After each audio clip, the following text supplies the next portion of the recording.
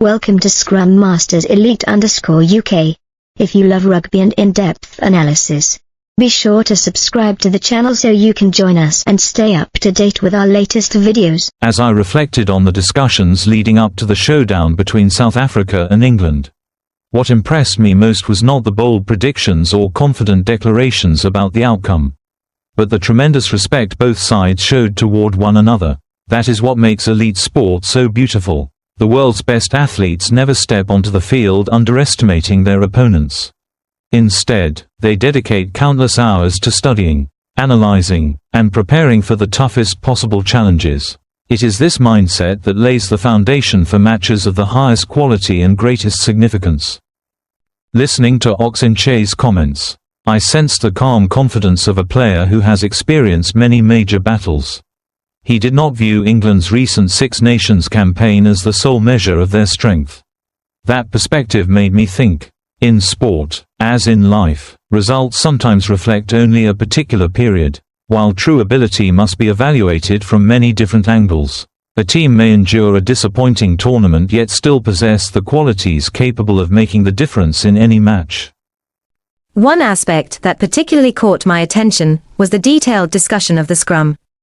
To many spectators, it may appear to be just a brief contest, but for the players involved, it represents a battle of strength, technique, teamwork, and determination.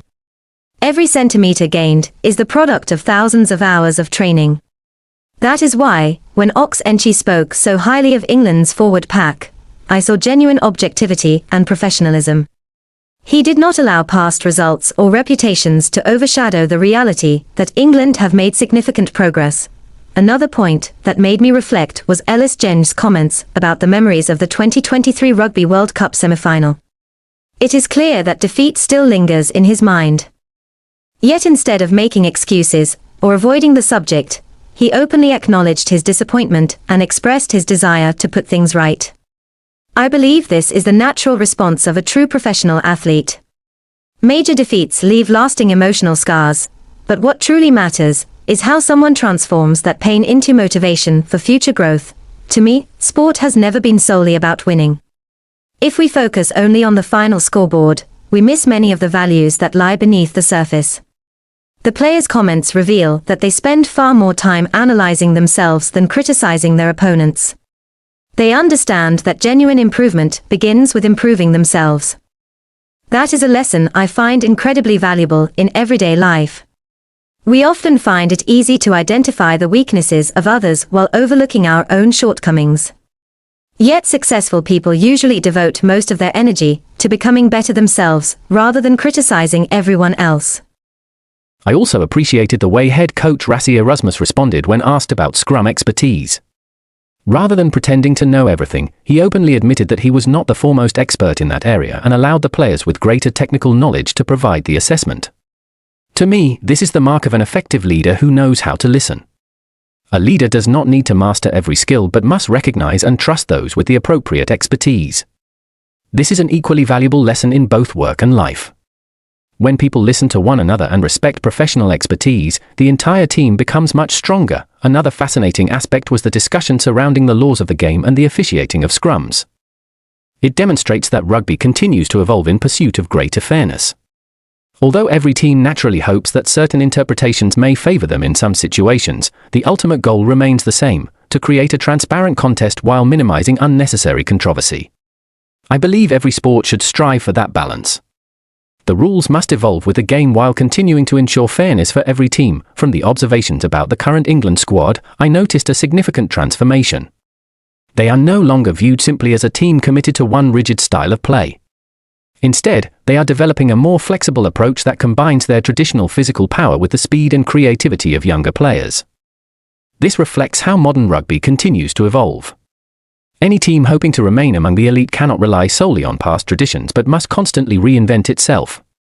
I believe this is an important lesson for everyone. Those who become satisfied with their current achievements risk being left behind. Above all, what stood out to me after reading the entire story was the mutual respect shared by two great rivals. Despite fierce contests in the past and moments of controversy, both sides continue to acknowledge each other's strengths. Neither team approaches this match with complacency. It is precisely this respect that elevates great sporting rivalries. When both teams prepare thoroughly and seek to prove themselves through their performances on the field, the real winners are the fans, who get to witness a contest worthy of the highest level of the sport. Personally, this also reminded me that in life we should never judge an individual or an organization solely by one failure or one difficult period. England may have recently endured a disappointing tournament, but that does not mean they have lost their quality. On the contrary, setbacks often become the driving force that helps a team mature and improve. The same is true for all of us. There are times when things simply do not go as planned, but if we are willing to reflect, learn, and keep moving forward, failure becomes a valuable lesson rather than the end of the journey. For supporters, I believe this is also an opportunity to appreciate sport in a more respectful way. Supporting your favorite team is completely natural, but that should never involve belittling or mocking the opposition. A truly great match can exist only when both teams are strong. Without worthy opponents, there can be no unforgettable performances. Respecting the opposition is, in many ways, another way of respecting the sport itself. For the wider community, this story carries several positive messages. First is the importance of thorough preparation. No one achieves success through confidence alone. Behind every match lies careful research, relentless training, and attention to countless small details. Second is the willingness to keep learning. Even the world's best teams constantly seek improvement rather than assuming they have already reached perfection. Finally, there is respect for the rules and the principle of fair play. When everyone embraces these values, sport delivers not only thrilling competition but also meaningful lessons that inspire society as a whole, after listening to the players and coaching staff from both teams. I am more convinced than ever that the greatest value of sport is not found in trophies or scoreboards, but in the journey of pushing beyond our own limits. Their respectful words, objective analysis, and unwavering desire for self-improvement showcase the very best of professional rugby. I hope the upcoming match reflects those same ideals, fiercely contested yet fair, highly competitive yet built on mutual respect. And regardless of which team emerges victorious, what remains in the hearts of supporters will be the lasting positive values that sport has the power to inspire. Thank you for being part of the Scrum Masters Elite_UK community. We'll see you again in the next video as we continue to celebrate the true spirit of rugby, respect, fairness, and the relentless pursuit of excellence.